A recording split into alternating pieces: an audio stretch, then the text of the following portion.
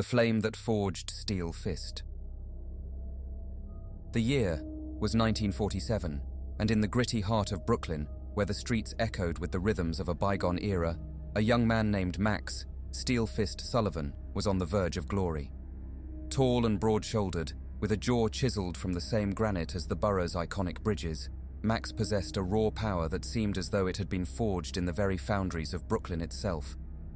It was beneath the flickering neon lights of smoky, dimly lit boxing clubs that Max's legend began to take shape. With every thunderous punch he threw, the crowd roared with delight, and the nickname Steel Fist was chanted from one corner of the borough to the other. He had the kind of punches that felt like the strike of a train at full speed, and it was said that when he hit, even the air itself seemed to stagger. Max's journey to the ring was not a story of privilege or silver spoons.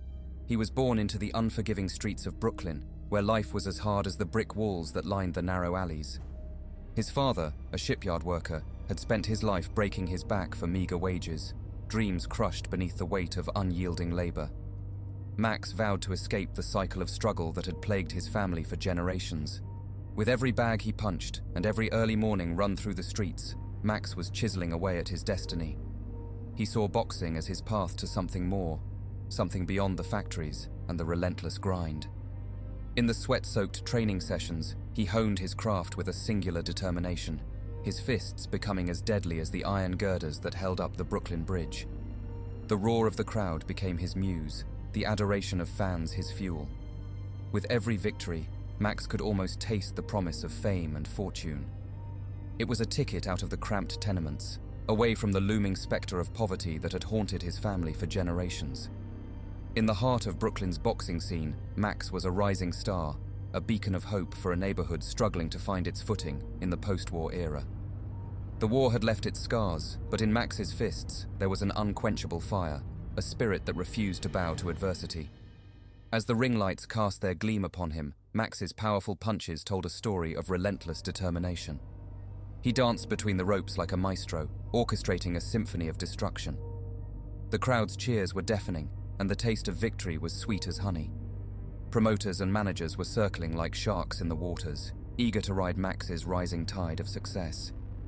The promise of championship belts and riches beyond his wildest dreams lay before him like an open road. But as the saying goes, the brightest stars cast the deepest shadows.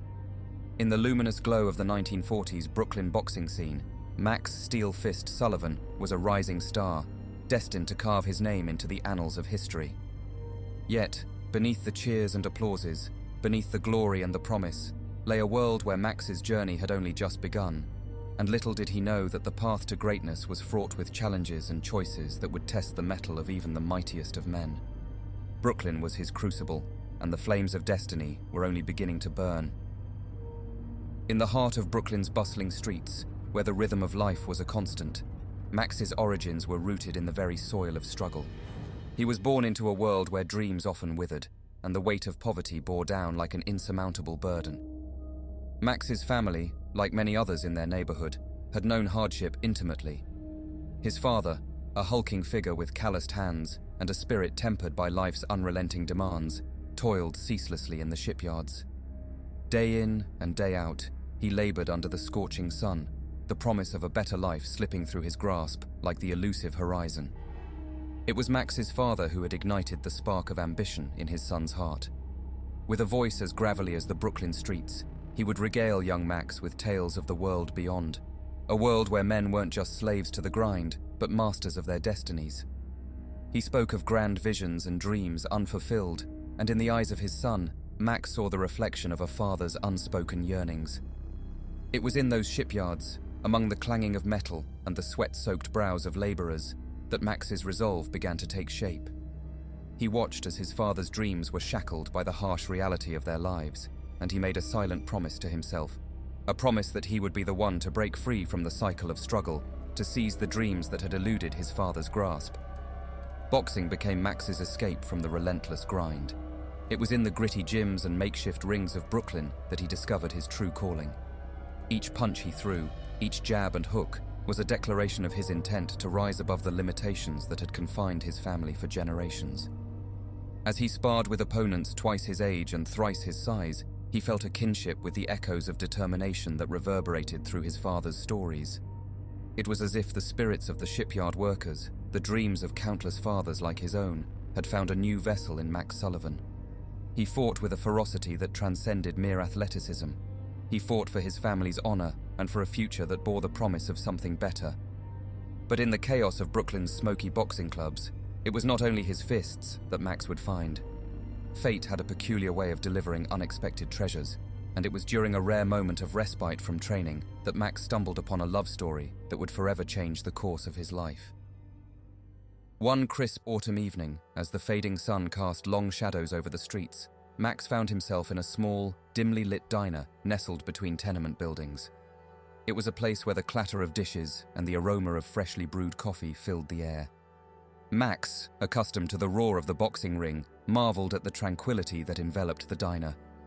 It was there, in that diner, that he first laid eyes on her, a young waitress named Emily. She possessed a grace and a warmth that seemed out of place in the world Max had known. Her laughter was a melody that echoed in his heart, and her smile was a beacon of light in his otherwise gritty world. Max couldn't help but be drawn to her. He approached her with a mixture of nervousness and determination, as if he were about to step into the ring for the first time. Their conversation flowed effortlessly, as if they were two souls destined to find each other in the bustling chaos of Brooklyn. Emily had dreams of her own, dreams that resonated with Max's desire for something more. She would confide in him during her breaks or after work as they strolled down the street together. She saw in him a strength and a determination that mirrored her own aspirations. With every stolen glance and shared moment, their connection deepened, and the seed of love took root in their hearts. In Emily, Max found not only a kindred spirit, but also a source of hope, a hope that life could be more than just a relentless struggle. She became his confidant, his muse, and the driving force behind his unyielding pursuit of success. Their love story was a testament to the power of dreams and the unexpected twists of fate. It was a love that transcended the boundaries of their upbringing, a love that whispered promises of a future where poverty would be a distant memory and the dreams of fathers and sons would finally find fulfillment. As Max continued to rise in the boxing world, he carried with him the dreams of his father and the love of Emily. It was a potent combination, a source of unwavering motivation that fueled his every punch and propelled him ever closer to the promise of greatness. In the vibrant heart of Brooklyn, Max Steel Fist Sullivan had found not only the power within his fists, but also the power of love. A love that would shape his destiny and drive him to become the legend he was destined to be. The autumn air in Brooklyn had begun to carry a chill, and the streets were adorned with the vibrant hues of falling leaves. It was a time of change, of transition, and for Max Steel Fist Sullivan, it would prove to be the cruelest season of all. The evening was like any other. Max and Emily, the love of his life, had returned to their modest apartment after a night out, their laughter and shared dreams still lingering in the air. But destiny had a cruel twist in store, a twist that would shatter their world instantly. As they stepped through the door of their small apartment, they were greeted by a sight that would forever haunt Max's nightmares.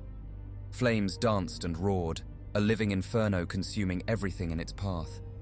Smoke billowed, thick and suffocating, obscuring Max's vision as he desperately called out for Emily.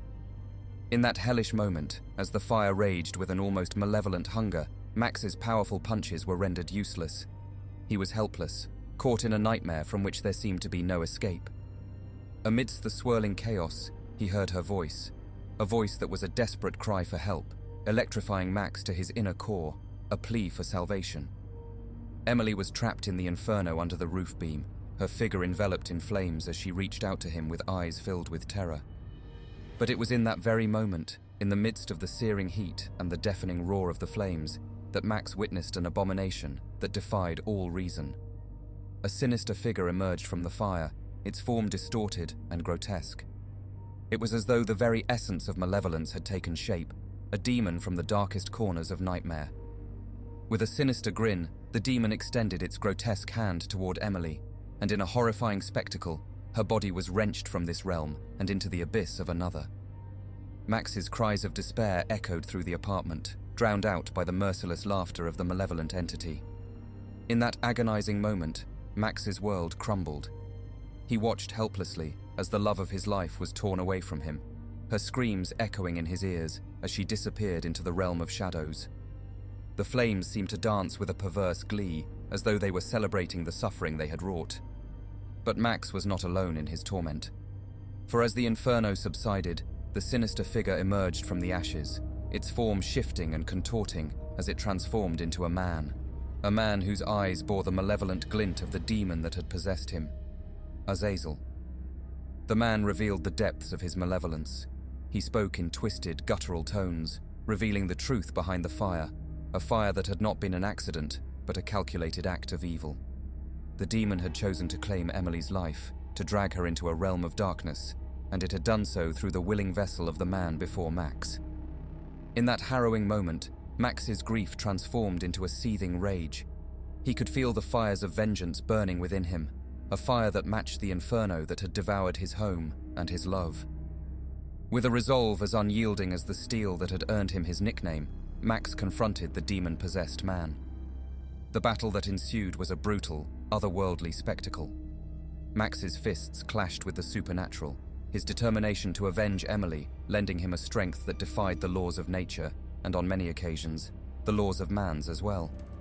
The apartment became a battleground between the forces of light and darkness, a realm where the living grappled with the malevolent. But as Max fought, he could feel the pull of the demon's presence, a force that sought to ensnare him and drag him into the same abyss that had claimed Emily. He fought with every ounce of his being, his fists a relentless torrent of fury. In the end, it was Max's indomitable will and the memory of Emily's love that proved to be his salvation. With a final, thunderous blow, he cast the demon-possessed man back into the shadows from whence it had come. The apartment was left in ruins, the remnants of their life together reduced to ashes as Max fainted due to the smoke. When Max came to, he emerged from the ordeal forever changed. He had lost everything: his wife, his dreams, and a part of his own soul. But in that crucible of fire and darkness, he had also found a new purpose, a purpose that would lead him down a path filled with dangers and horrors beyond imagination. The flames that had devoured his home had also forged a new identity, a hunter of the supernatural, a protector of the innocent, and a seeker of vengeance. In the smouldering ruins of his former life, Max Sullivan would rise once again, this time using his fists, not just for glory, but to pierce the veil between worlds and confront the malevolent forces that had shattered his world. The passage of time had done little to mend Max's wounds. The inferno that had consumed his family, the malevolence that had torn his world asunder, still haunted his every step. To escape the pain that clung to him like a relentless spectre, Max had turned to the solace of a half-burned cigar and the numbing embrace of alcohol. On the darkest of nights, when the memories threatened to consume him, he would seek refuge in other substances that could quiet the storm within. Yet, despite the haze that often clouded his senses, Max remained unrelenting in his pursuit of supernatural threats. It was as if his very soul had become a battleground between darkness and determination. The scars on his face and the pain in his hazel eyes told a story of a man who had seen the abyss and had chosen to stare it down. One evening, as the smoky tendrils of his cigar spiraled into the night, Max found himself in the dimly lit corner of a bar, a place where the jukebox crooned melancholic tunes of lost love and shattered dreams. It was there that he first laid eyes on Isabel, a woman with raven black hair and an air of mystery that drew him like a moth to a flame. Their meeting was serendipitous, a chance encounter in the shadows of a world that had become Max's hunting ground. Isabel was unlike anyone he had ever known, a woman who seemed to carry secrets as weighty as the world itself. Her eyes, deep pools of emerald green, held stories that begged to be told, yet were shrouded in enigma. As Max and Isabel exchanged words in that dimly lit bar, they found a connection that transcended the boundaries of their shared pain. Isabel had her own demons to wrestle, her own darkness to confront. It was a shared understanding that forged a fragile bond between them, a bond that would grow stronger with time. But this was a story of days long before Max and Isabel became close friends, a story of Max's relentless pursuit of the supernatural. On one particular night, Max found himself in the heart of Brooklyn, where an inexplicable series of deaths had sent shockwaves through the neighborhood. People whispered of curses and malevolent forces, and Max knew he was about to confront a threat that defied explanation. The clues were sparse, like fragments of a puzzle scattered in the wind. Mysterious symbols etched into the walls, whispers of eerie incantations in the night, and a trail of inexplicable deaths, all pointed toward something beyond the realm of the ordinary. As Max delved deeper into the mystery, obstacles emerged like shadows in the darkness. Bureaucratic roadblocks, disbelieving authorities, and the fear that gripped the community threatened to impede his progress. But Max had learned the art of persistence in the boxing ring and refused to be deterred. With every step, he uncovered more about the supernatural threat that loomed over Brooklyn. It was a threat that fed on fear and despair, a malevolent force that drew power from the darkness within human hearts. Max knew he was treading on treacherous ground, that the battle he was about to face would be unlike any other. As the tension mounted and urgency gripped his heart, Max could feel the storm within him rise. He could no longer deny the supernatural forces that had torn his world asunder, for they were as real as the punches he had thrown in the ring. It was a confrontation that had been a long time coming, a battle for redemption and vengeance that would test the limits of his strength and resolve. In the midst of the mystery and the supernatural threat that loomed ever larger, Max's thoughts often turned to Isabel, the woman with the emerald eyes and the air of mystery.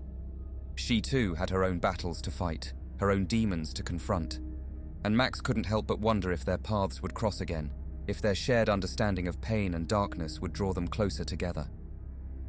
As the night deepened and the mysteries of Brooklyn's supernatural underbelly unraveled, Max, Steel Fist Sullivan, stood on the precipice of a confrontation that would define him. In the shadows of the city that witnessed his rise and fall, he readied himself to face the malevolent forces that threatened to engulf the world. In the years that followed the tragic fire that had left Max a broken man, he had become a relentless hunter of the supernatural and those twisted by evil. His early investigations into the unexplained were a journey into the shadows, a path paved with danger and the unknown. Moonlighting as a bouncer, an investigator, or a bodyguard, he threw every dollar he earned into his quest. Max had never been a natural investigator. His skills had been honed through a baptism by fire, a trial by inferno. He learned to see the world differently, to read the subtle signs and hidden symbols that whispered of supernatural phenomena. It was a world where myths and legends held kernels of truth, where the line between reality and the supernatural blurred. In those early days, Max relied on sheer determination and an unquenchable thirst for knowledge. He devoured books on the occult, delving into dusty tomes that held secrets dating back centuries. He sought out experts in the arcane mysteries, men and women who had dedicated their lives to understanding the unexplained. And he built a network of unlikely informants, those who lurked in the shadows, those who had glimpsed the supernatural and lived to tell the tale. Among those informants was Isabel, a woman whose connection to the supernatural ran deep. Her bookstore, nestled in the heart of Brooklyn, was a treasure trove of knowledge on all things arcane. The shelves were lined with volumes that held the wisdom of ages, their pages filled with incantations, rituals, and accounts of encounters with the supernatural. Isabel's world extended far beyond the confines of Brooklyn. Her connections were global, reaching into the darkest corners of the world where the supernatural held sway. She possessed a network of individuals who traded in secrets and whispered of things that defied explanation. She had in her possession at the bookstore a special relic which acted very much like a communication device, except that it was supernaturally charged and was a temporal nexus, one of several throughout the world, used to communicate and travel instantly anywhere in the world. It was through Isabel that Max gained access to a world he had only glimpsed in his darkest nightmares. Their partnership was as unlikely as it was indispensable. Max, the hardened investigator with fists of steel, and Isabel, the enigmatic woman with emerald eyes and a bookstore filled with arcane knowledge, complemented each other in ways that neither could have foreseen. She became his guide through the labyrinth of the supernatural, his source of information and insight. With Isabel by his side, Max's investigations took him from the cobblestone streets of Brooklyn to far-flung corners of the world made possible by magical teleportation. They faced supernatural phenomena that tested the limits of human understanding, that challenged the very fabric of reality itself. With each new case, Max's understanding of the supernatural grew deeper. He began to recognize patterns and connections that eluded others. He learned to read the signs and symbols that hinted at the presence of malevolent forces. and he honed his investigative skills to become a relentless hunter of the unknown. The stream of thoughts and questions that danced at the edge of Max's consciousness was a constant companion as he delved deeper into his investigations. Each new challenge he faced brought with it a fresh set of doubts and uncertainties. Was he truly prepared for the horrors that lurked in the shadows? Could he, with his raw power and fists and his unyielding determination, protect the innocent from the malevolent forces that sought to prey upon them? As Max kept walking deeper into the demonic and depraved rabbit holes his investigations created, it threatened to consume him. Max knew that he could not turn back. The path he had chosen was fraught with peril, but it was a path he had embraced with unwavering determination. In the heart of darkness, he would be the guiding light that led others to safety. And in the face of evil, he would be the unyielding force that stood against the tide. Through his connections, Max uncovered a trail of supernatural occurrences that led him to the heart of Brooklyn's mysteries. He learned of eerie incantations whispered in the dead of night, of symbols etched into walls that defied explanation, and of a malevolent force that drew power from the darkness within human hearts. It was the evil force that left a trail of death and despair in its wake, a force that fed on fear and despair, leaving its victims broken and soulless. Max couldn't turn a blind eye to the suffering it caused, couldn't ignore the cries for help that echoed in the night. He knew that he was the only one who could confront this evil, the only one who could protect the innocent. And so, Max's investigation led him to an abandoned derelict warehouse, the very heart of the supernatural threat that had plagued Brooklyn. The stench of decay and rot hung heavy in the air, and the flickering candles cast eerie shadows on the walls, adorned with symbols of malevolence. It was a place that reeked of ancient rituals and dark incantations. The night had descended upon Brooklyn like a shroud, and Max stood in the heart of a derelict warehouse, his senses alert to every shadow and sound. It was here, in this forsaken place, that the trail of the supernatural threat had led him, an otherworldly force that had left a trail of death and despair in its wake. The air was thick with tension, and Max's heart thundered in his chest. He knew that this would be a showdown unlike any other, a battle that would test the very limits of his strength and resolve. The malevolent entity that had possessed the man responsible for the fire that had claimed Max's family was here, lurking in the darkness. As Max moved deeper into the warehouse, the stench of decay increased, and the whispers of ancient incantations got louder and filled the air. Symbols etched in blood adorned the walls, and the flickering candles casting eerie, dancing shadows reminded Max of the way the flames taunted and ridiculed him on that tragic night his beloved was stolen. It was a sinister tableau that spoke of the malevolence that had taken root in this place. From the shadows emerged the man, a husk of his former self, his eyes devoid of humanity, his body a vessel for the evil entity that controlled him. He moved with an unnatural grace, a diabolical marionette in the hands of a malevolent puppeteer. Max Sullivan. The man's voice echoed with an eerie resonance, a chilling blend of his own and that of the entity within. You thought you could banish me, but here I stand, reborn. Max's fists tightened, his knuckles white against the darkness that surrounded them. You won't escape this time, demon. The man, or what remained of him, chuckled, the sound tinged with malice. Ha ha, you misunderstand, Max. I'm merely a pawn in a much larger game. Max's brow furrowed, a glimmer of confusion in his eyes. What game? Ah, Max, you were always so easy to manipulate. The man taunted, and then, as if shedding a mask, he transformed. Shadows swirled and twisted, coalescing into a sinister figure, a being of darkness and deception. Max recognized him instantly. Azazel. The demon grinned, revealing rows of sharp obsidian teeth. Yes, Max, Azazel, the Shadow Walker, and I have a proposition for you. Max stood his ground, his gaze locked with Azazel's black, dead, cold eyes. The air around them seemed to grow colder as the demon's presence intensified. Max's mind raced, his internal monologue churning with suspicion and caution. What could you possibly offer me, you vile coward? Max growled, his voice edged with both anger and curiosity. Azazel's smile widened, revealing those razor-sharp teeth once more.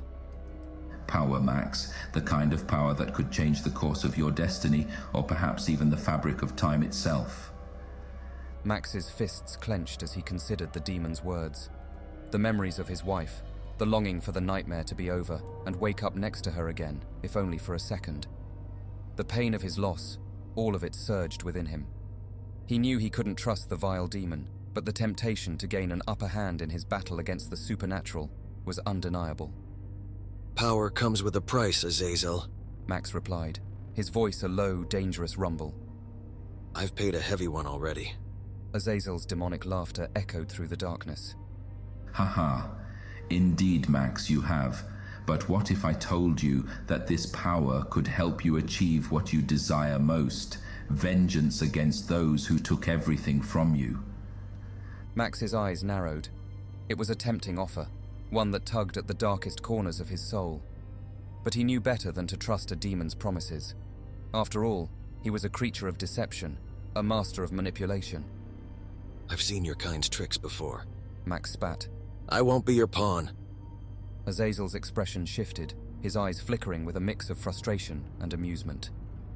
You always were a stubborn one, Max Sullivan, but remember this. I'm always watching, and when the time is right, you'll come to me, as your great-great-grandfather did. With those ominous words, his form dissipated into shadows, leaving Max with a million questions and alone with the vessel in the eerie stillness of the warehouse. Max knew that this encounter was far from over, that Azazel would continue to be a relentless adversary in his quest for justice and redemption. As he stood there, Max's internal monologue returned, a constant companion reminding him of the choices he had made, the sacrifices he had endured, and the unyielding determination that had brought him to this point. He had faced the Shadow Walker and had refused the demon's offer and wondered if he was lying or telling the truth about his family. The path he had chosen was fraught with peril, but it was a path he would walk with unwavering resolve, no matter the cost. As Max resolved to keep going, Azazel's vessel lunged towards him from a shadow, and Max felt the power the vessel had. The battle that ensued was a symphony of violence and desperation. Max's fists, once celebrated for their raw power, clashed with a supernatural force that defied reason and logic.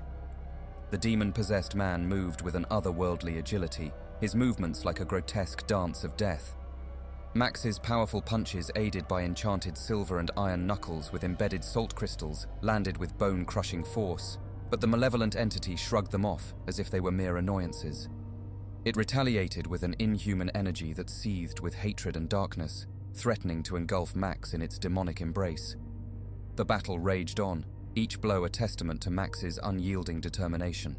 The very air seemed to pulse with an electric intensity as they clashed, a battle that transcended the boundaries of the physical realm. And then, in a moment of brutal realization, Max understood the true nature of his adversary. The entity drew its strength from the darkness within the human heart, from the despair and fear that festered within. Max noticed the warehouse was strewn with body parts and large pools of blood.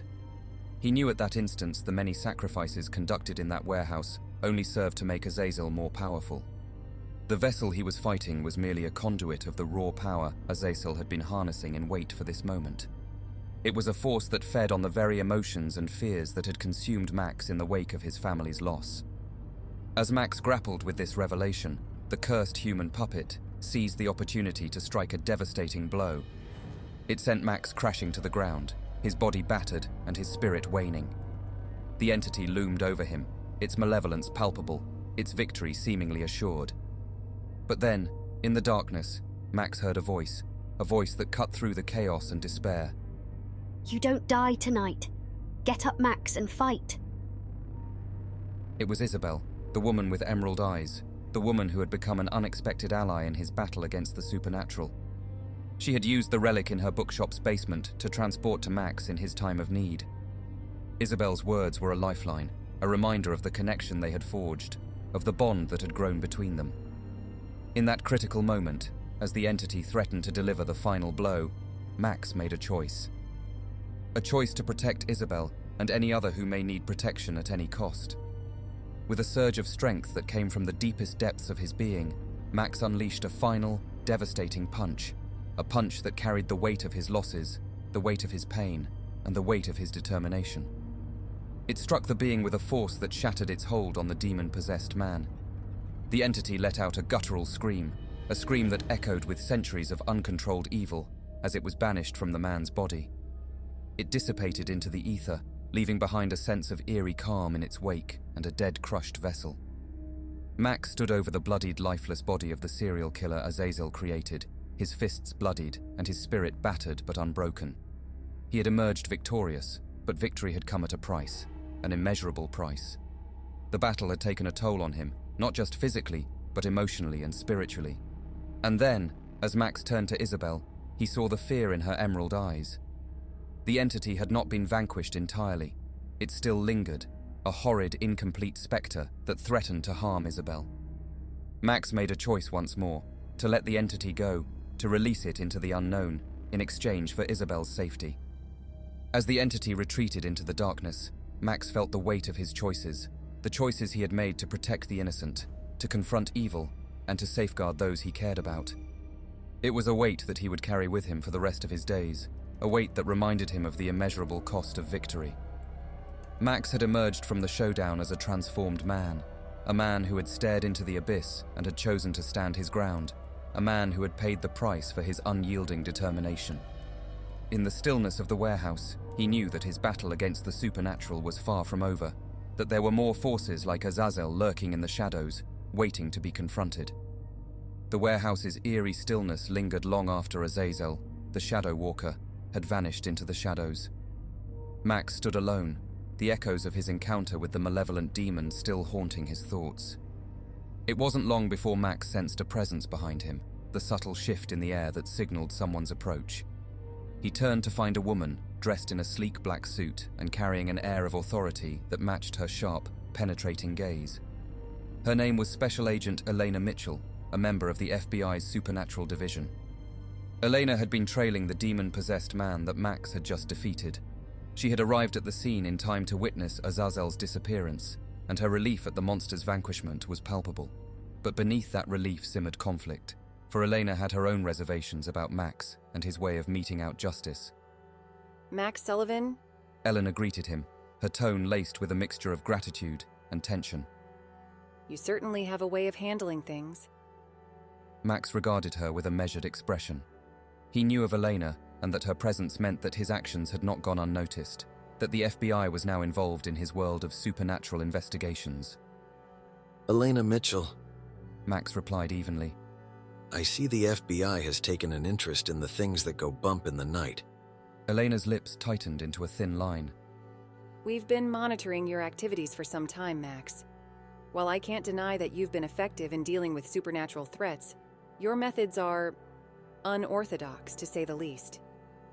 Max crossed his arms, a sense of defiance in his posture. I do what needs to be done to protect the innocent. The supernatural doesn't play by the rules, Elena. Elena sighed, her gaze weary. I get it, Max. I've seen the horrors out there just like you have. But there's a difference between seeking justice and becoming a vigilante. We have protocols, procedures. Max's jaw tightened, his frustration mounting. Protocols and procedures won't save innocent lives when the darkness comes knocking at their door. Elena's expression softened, and for a moment, Max saw a flicker of understanding in her eyes. I know you've suffered, Max. I know what happened to your family. But there has to be a better way. A way that doesn't blur the line between good and something else. Max remained silent, his internal monologue a tempest of conflicting emotions. Eleanor had a point, and he knew it. His path had been forged in the fires of tragedy, but that didn't mean he had to become a monster in the process. Eleanor stepped in closer, her voice gentler now. We can work together, Max. You have skills and knowledge that we need.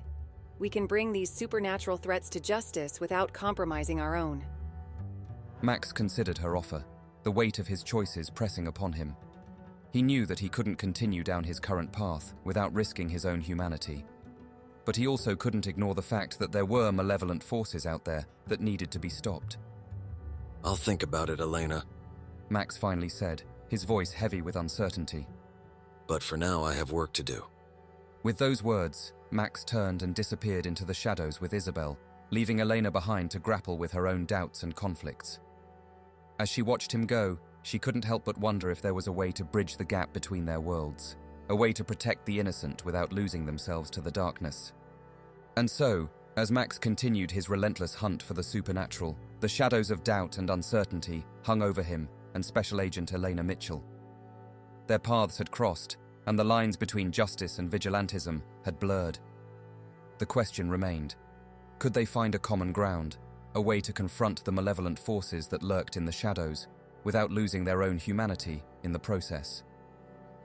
As Max continued his relentless pursuit of the supernatural, a sense of unease gnawed at the edges of his consciousness. The encounter with the demon Azazel and Special Agent Elena Mitchell had left him with more questions than answers, and the specters of doubt cast long shadows across his path.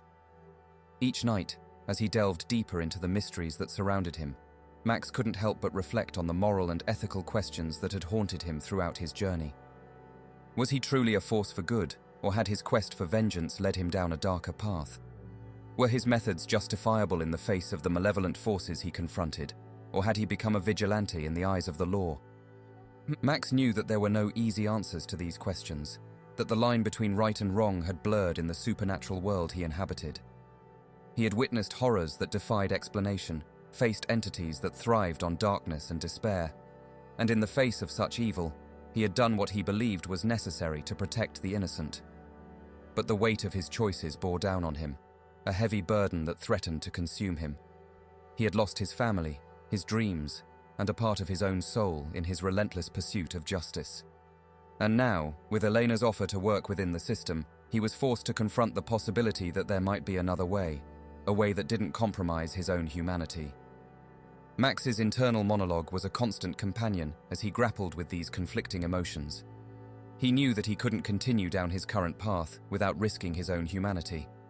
But he also couldn't ignore the fact that there were malevolent forces out there that needed to be stopped.